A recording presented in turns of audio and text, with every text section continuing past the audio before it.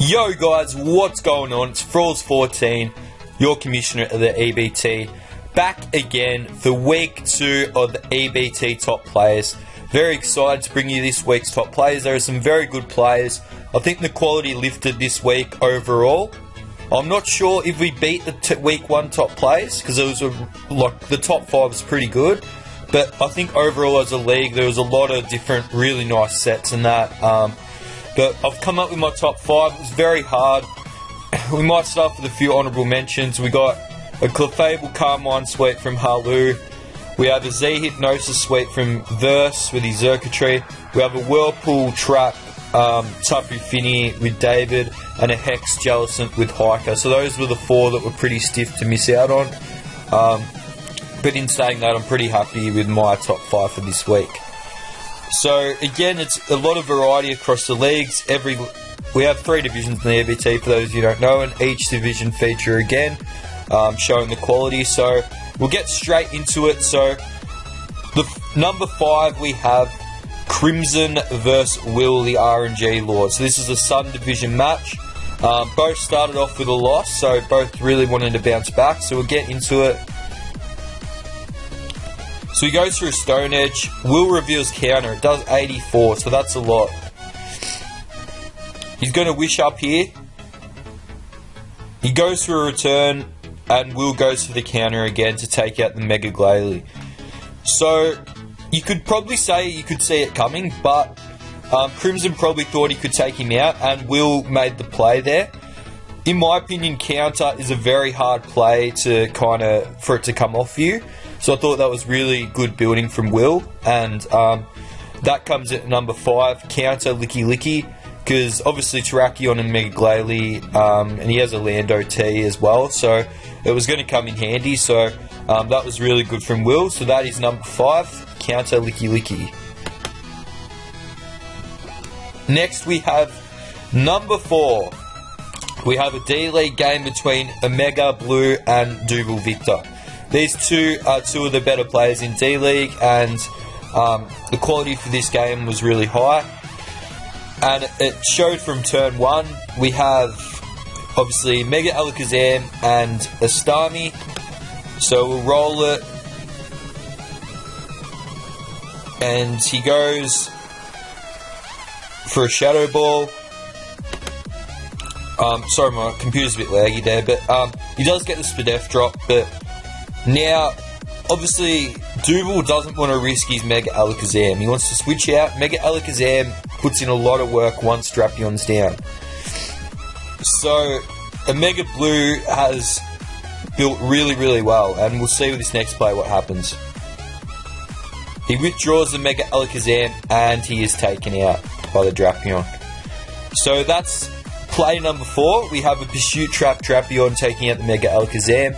Obviously, the Mega on your opposition team is very, very vital, so to take it down turn 2, it's a pretty big statement, but I think that won Omega the game. For a bit of a spoiler, for those who haven't seen it, there's obviously a lot of other things that happened in the game, and it's actually a very close finish, but I think that's what won him the game. So that was a really big play.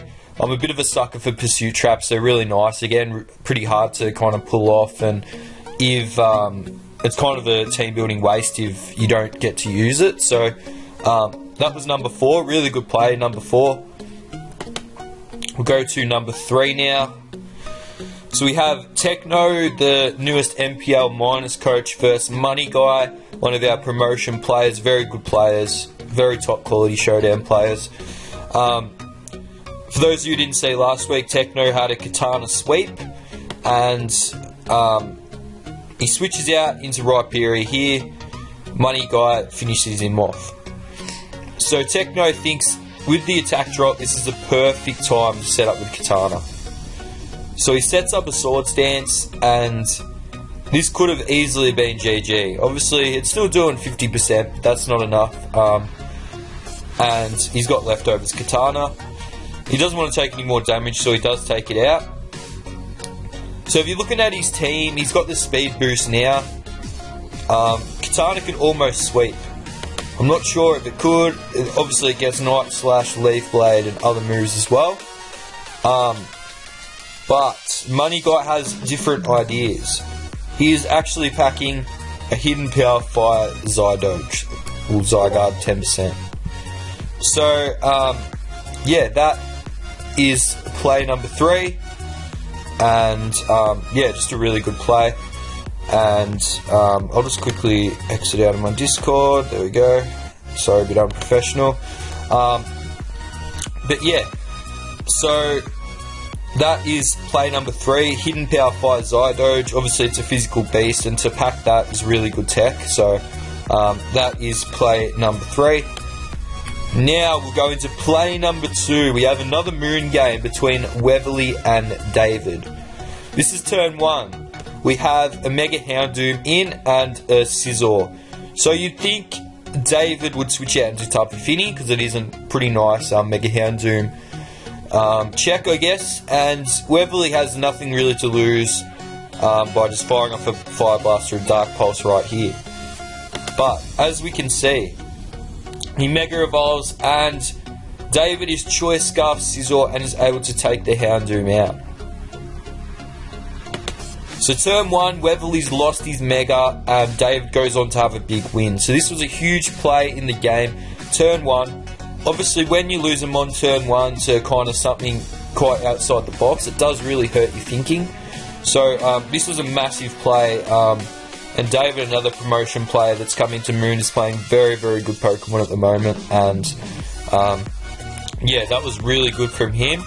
So that is play number 2.